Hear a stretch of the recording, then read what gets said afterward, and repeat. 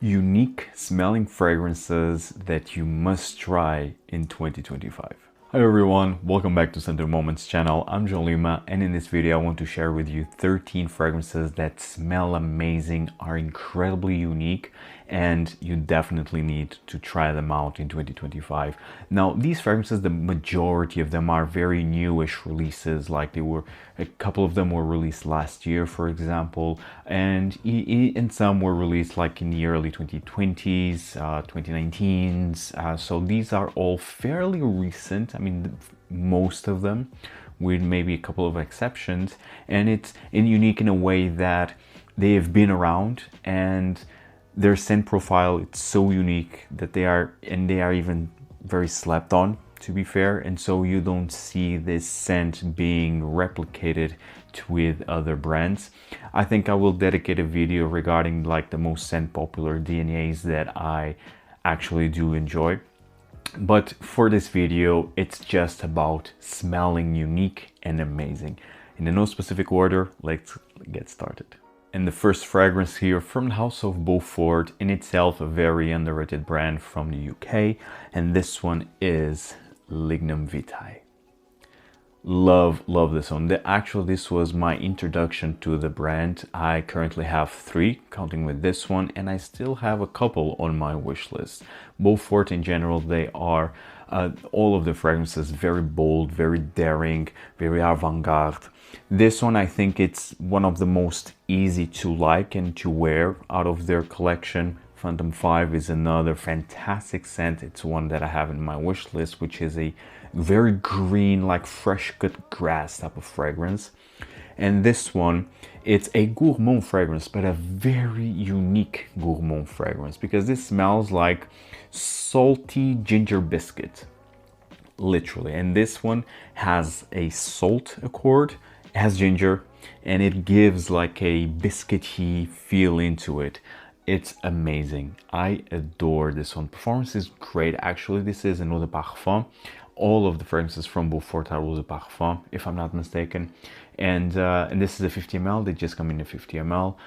The current price tag of them is 150 euros for a 50 ml. I mean, back in the day when I discovered Beaufort, I mean years ago, back in 2017, like their fragrances were 110 euros, if I'm not mistaken, or even 100.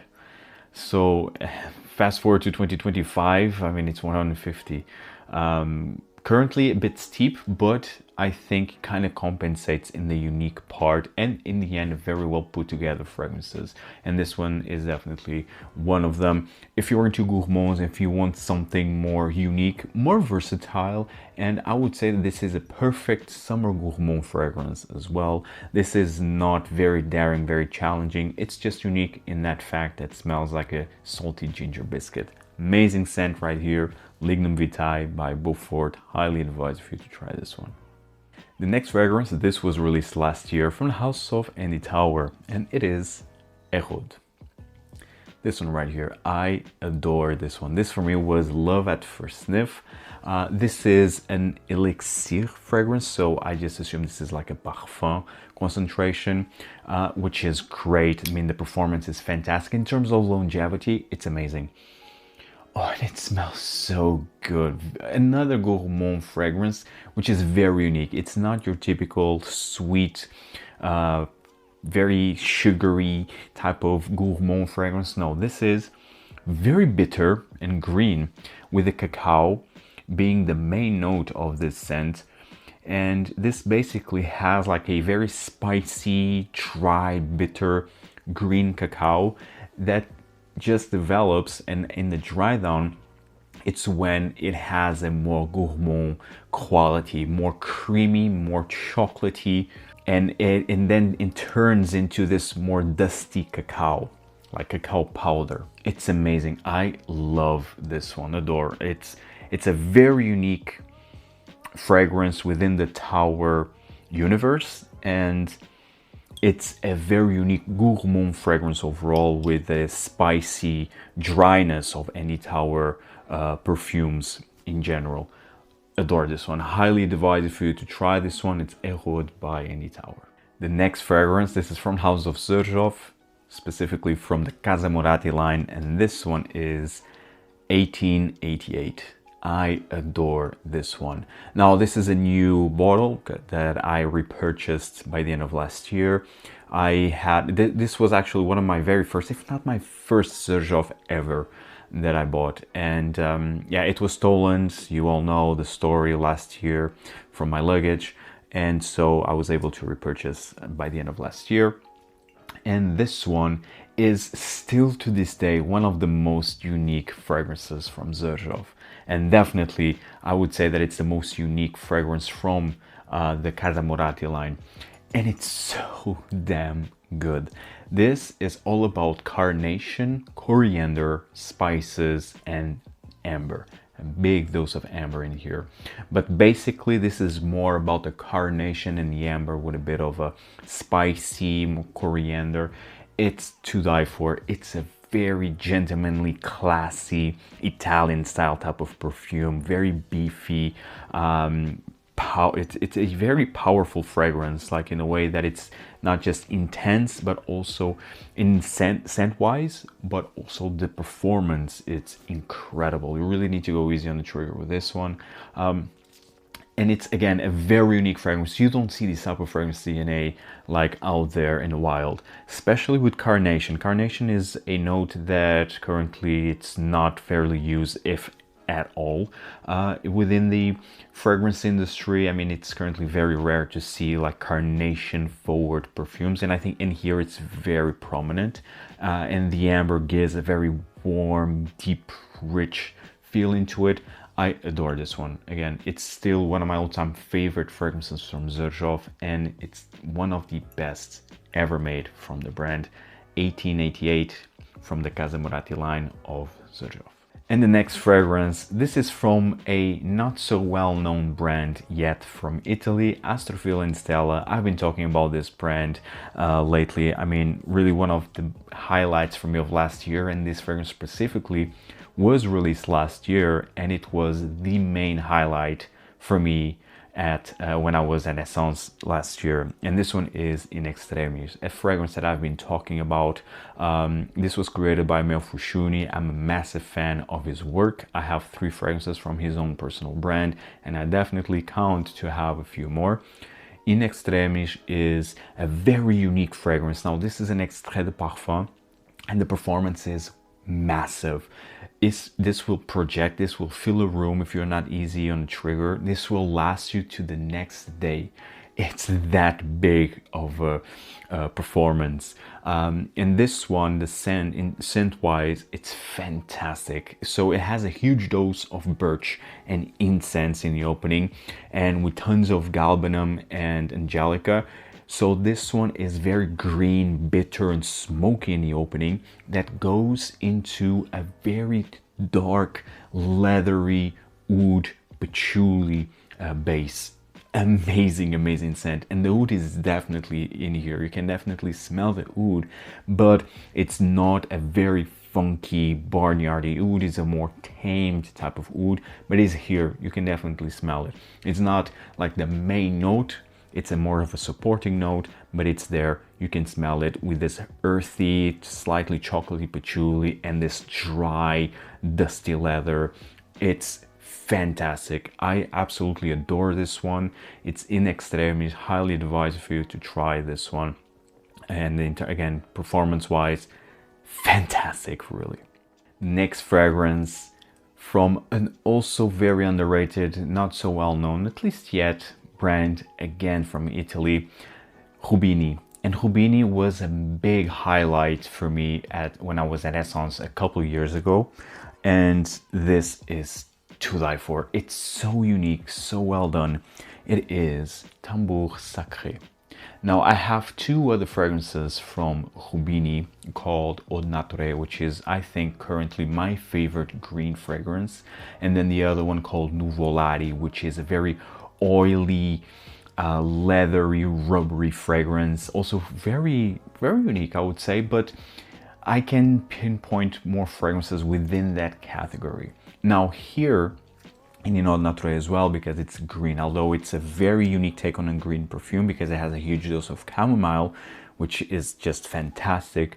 But also you have a lot of green fragrances within that genre. This one specifically, I think it's the most unique scent DNA. Now, this was released in 2018, a few years now, and it's very slept on. Now, this has a big dose of coffee, a very dry coffee beans in here, and very authentic smell-wise. And this starts off with a blast of citruses with a bit of a black pepper.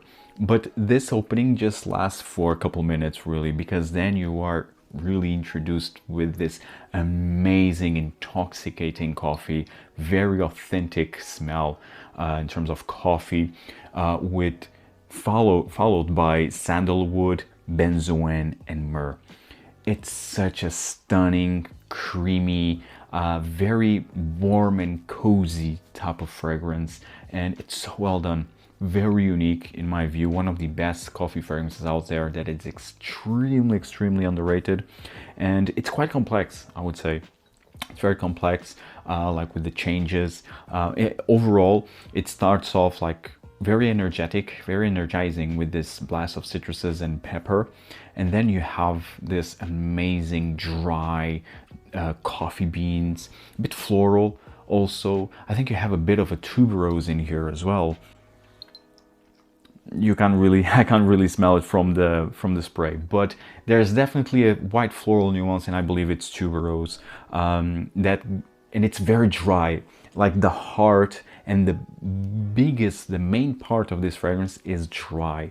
With that coffee, amazing coffee. I think the coffee here is the key note of this fragrance. And in the dry down, you have this beautiful, resinous, warm, cozy, bit creamy type of scent. It's fantastic. And the coffee, it's always there. Always there.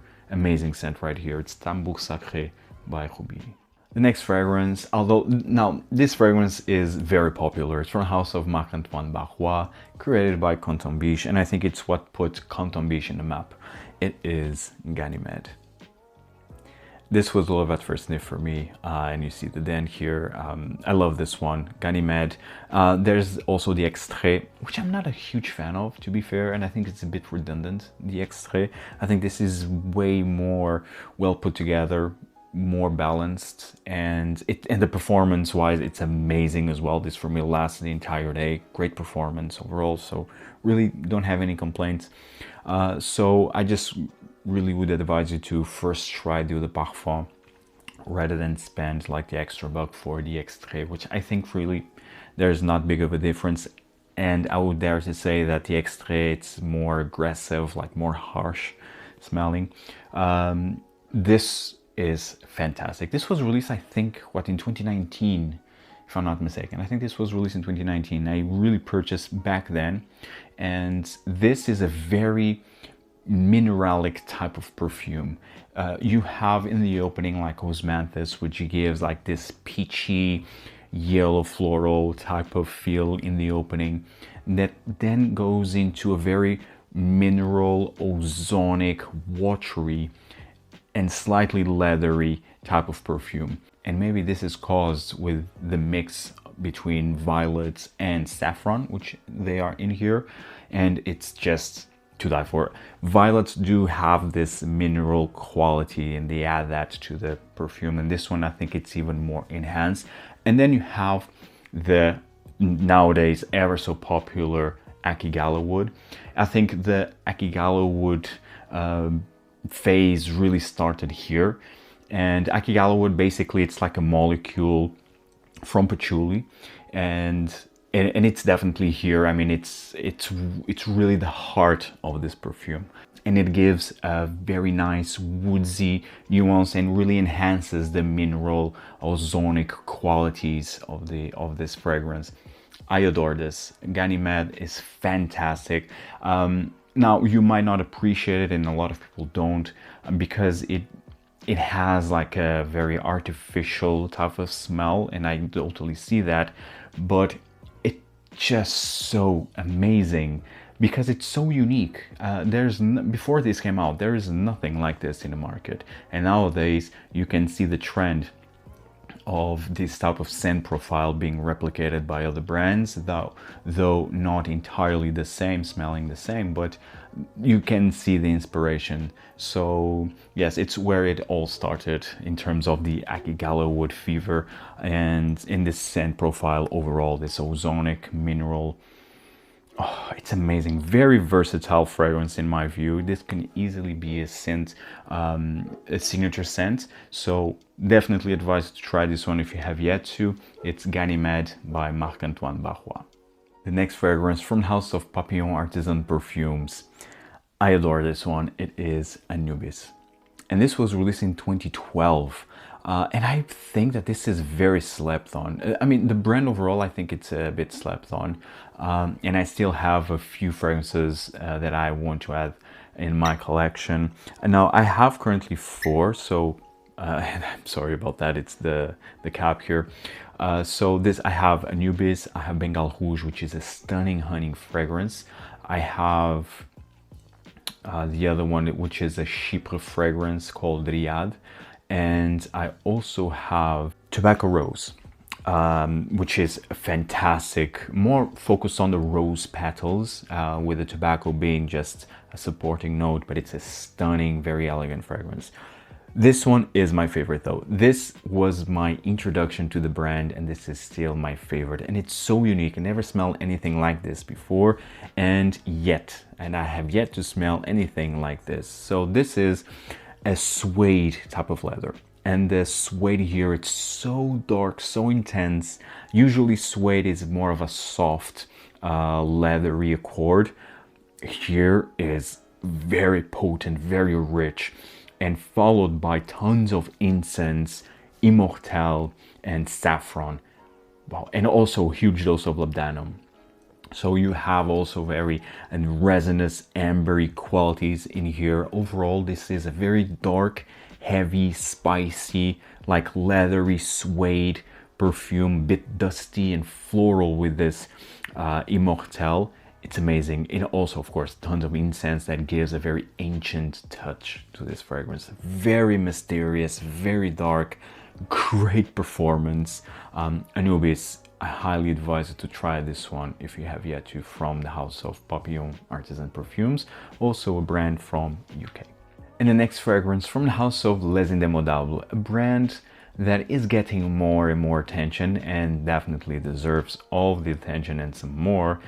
The most popular fragrance from the brand is Vanille Havane, and they have currently 3 flankers of this Vanille Havane. So they have the Eau de Parfum, which was the first release, then they have the Extrait version, which comes in the roll-on bottle, which I have in the 10 ml roll-on bottle. It's amazing. And they last year released a flanker called Cuir de Oud, Vanille Havane Cuir de Oud, which is basically Vanille Havane with oud. Stunning fragrance, overpriced, but still one of the best releases of last year. But I'm not here to talk about Vanille Havane. I'm here to talk about this very unique and very underrated fragrance within the brand, and overall within the genre of resinous fragrances. This one is Oriental Velours. And this is probably the best myrrh fragrance that I ever put my nose on. And I already smell a lot, and I have a lot of resinous fragrances, but in terms of myrrh, I think this is the best in the genre. So, and this is a very simple scent. This has a big dose of spruce. How you pronounce it? Spruce. Let me know in the comments down below. And then you have myrrh, and myrrh here is so damn authentic. It really is resinous, but it's not your typical like very resinous, gooey, sweet. No, it's dry. It's a dry resin, and it has a mild Coca-Cola feel, and myrrh do have a Coca-Cola nuance, at least to my nose, and you definitely get that in here, but more subdued. It's really a very natural smelling myrrh. fantastic. And this also has like a bit of jasmine, bit of vanilla, bit of vetiver, at least as listed has their official notes, but I do not get any vanilla. I do not get even vetiver. I mean, vetiver maybe vetiver, maybe, but not jasmine. Yeah, jasmine, not at all. I don't get any jasmine here. Yes, maybe a bit of vetiver. Spruce, is it spruce? I hope I'm not butchering that word. And myrrh, but I think myrrh here is really the most prominent note, with that spruce in the opening that gives a very green and a bit aromatic quality. In the end, this fragrance is very zen to me, and this was not low at first sniff. This was a fragrance that took me a while to appreciate it, and maybe that's the reason why this is not very talked about, because it doesn't have any sweet edges, and it's in the end it's a weird concoction because of that spruce with the myrrh, and it's a very dry perfume overall, with that weird green aromatic nuance and then a big chunk of myrrh. And there's nothing like this in the market. At least I never smelled anything like this before, and this needs time to be appreciated. It definitely did to me. And well, now I love it so much that I added a full bottle. It's amazing though. It's really fantastic scent. If you are into myrrh fragrances, if you are into resinous fragrances, but you want something different, not your typical sweet ambery myrrh type of perfume, I highly advise for you to try this one, but give it time. Sample it first and just give it time, and then you will see the true beauty of Oriental Velours by Les Indemodables. The next fragrance from the house of Naomi Goodsir, this is Nuit de Bakelite, created by Isabelle Doyen, and this was released in 2017, so already has a few years. And it's, for me, this is very unique. But it's very daring as well, very bold type of fragrance. I dare to say that this is the most bold fragrance of this list, even more bold than Anubis. The performance is massive. It really lasts like for days, can really last for days. You really need to go easy on the trigger here. And although this is just another parfum, Nuit de Bakelite is a big, massive tuberose, very dry, very green, bitter, and incensey, and even inky as well.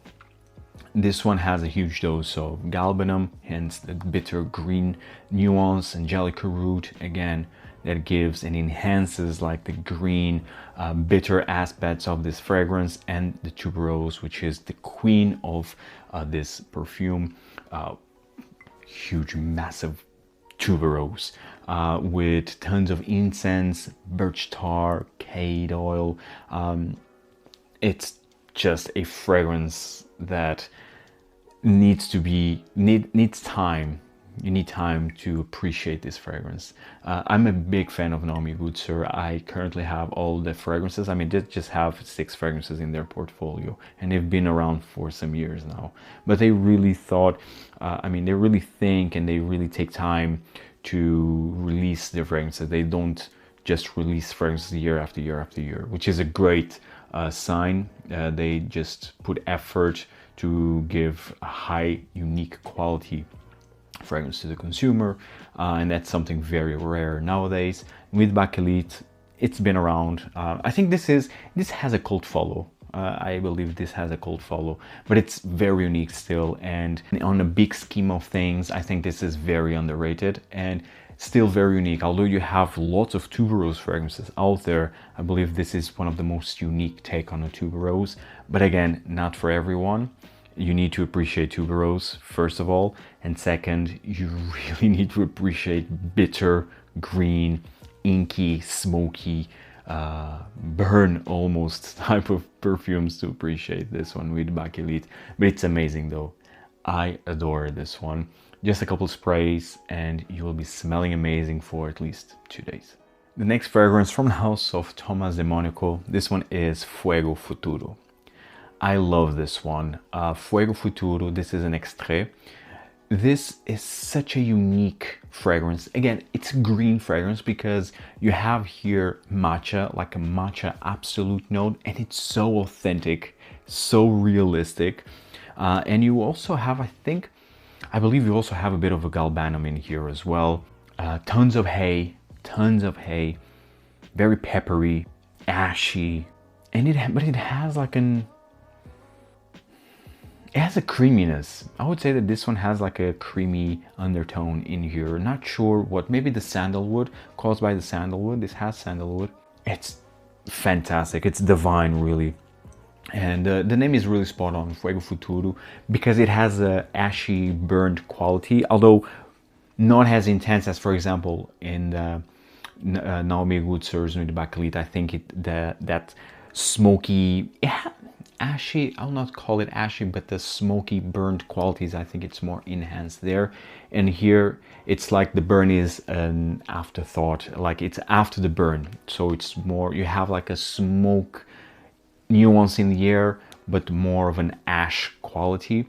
And it's fantastic, very unique scent overall. The main note here is definitely the matcha absolute with the hay, and just in that aspect, it's very unique fragrance, and I highly advise of you to try this one. It has definitely like almost a tea quality in here, with this ashiness, with the creamy sandalwood. It's fantastic, really, and the pepperiness, this black Sichuan pepper, fantastic scent, very unique perfume. Fuego Futuro by Thomas and Monaco, great fragrance that deserves more attention, and it's very unique and smells amazing. Now, the next three fragrances, these are exclusive designer perfumes. I mean, I don't know if we can say that Guerlain is a designer, is it? I don't know. There's a huge discussion about that. Is it designer, is it not? I mean, maybe yes, maybe not. I mean, I will not get into that discussion, to be fair. But this one is from the La Galamatier collection. This was released last year, and for me it was love at first sniff. It's so unique.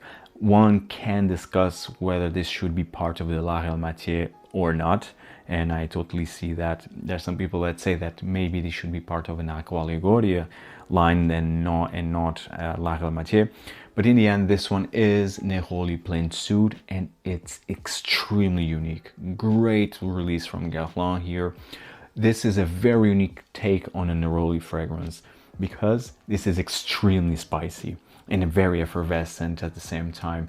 So of course you have the Neroli, but you also have tons of ginger that gives like this effervescent quality, tons of turmeric, saffron, pepper, you name it.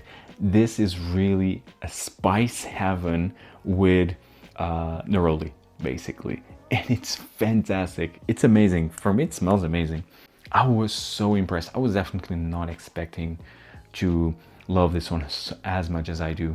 The minute I smelled this in a store, I was just like immediately blown away and like, I need to have this. It's very unique. I never smelled anything like this. And it's great to see that Guerlain is still releasing unique fragrances. Now, this doesn't have like the vanilla qualities, like the slightly boozy vanilla gourmand qualities that it's part of the DNA of, at least for the most part, of this line, La Galamatier line. But I still think that this still fits the La Galamatier line, to be fair. I think it gives more versatility to the line, and the quality is undeniably here. I think this has an Aqua Allegoria. I think it will be of a waste because it's that good. I think that Aqua Allegorias are meant to be more easy to wear, easy going, easy to like, easy to wear fragrances. I think this is not that of an easy wear type of fragrance.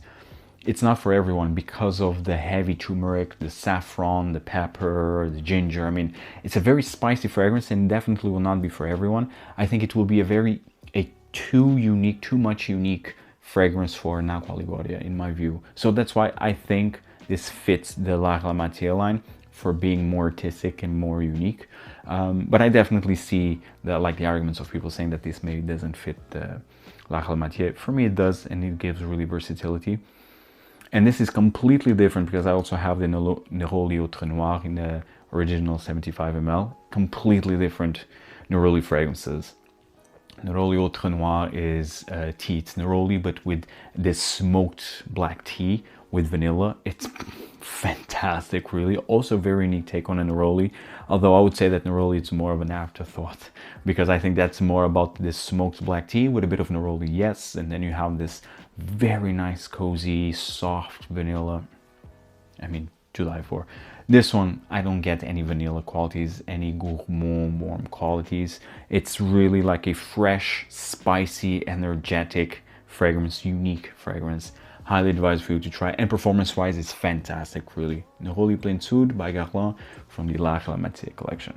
Next fragrance from the house of Hermes, from the Hermes Essence collection. This has been around for a few years now. This is still my favorite fragrance from this exclusive line of Hermes. It is Cuir d'Ange. One of my all-time favorite leather fragrances, and a very unique one. This is like a more of an horsey take on the leather, with a very salty touch. It's very interesting, and I think this doesn't have like salt listed as an accord, but it definitely has like a saltiness in here. Very dry, horsey leather. Love it. Oh man. And it also has like a floral touch in here. It definitely has like a white floral nuance, but this is all about this salty, like tarry, horsey leather. Man, it's fantastic. One of the best leathers ever created, and the performance wise is fantastic, extremely unique, and the best from this line, again, in my view, it's Cuir d'Ange by Hermes. And last, but definitely not least, from the house of Chanel, from the Les Exclusives, number 18. And this is the Eau de Parfum. Number 18, also very underrated from this line. But I would say that this is the most unique from this line, especially considering the Chanel DNA with their florals, their aldehydes, musk. Now this one has tons of musk. It's very musk forward with them bread seeds. But this also has a boozy nuance, and I never saw Chanel using like a boozy accord in any of their fragrances aside number 18. And it's fantastic. It's so bubbly, so effervescent, very playful, but elegant at the same time. I adore this one. Musky, and the musk, really in the dry tone, it's even a bit sweaty, I would say. It has like a sweaty nuance. Oh, it's fantastic. I adore this one. Number 18, very underrated from this brand, from this line of Chanel, and I highly advise for you to try. And it's very versatile in my view. Now, of course, this during the winter, like colder weather, maybe it's not a fragrance that will perform well, but during the spring and summer, and even in the warmer days of fall, this shines. It just shines. It's fantastic, really. Please do try this one. Don't sleep on this one. It's number 18 from Chanel, from the Les Exclusives. Guys, I hope you enjoyed this video. Let me know in the comments down below what are some unique fragrances that I should try in 2025.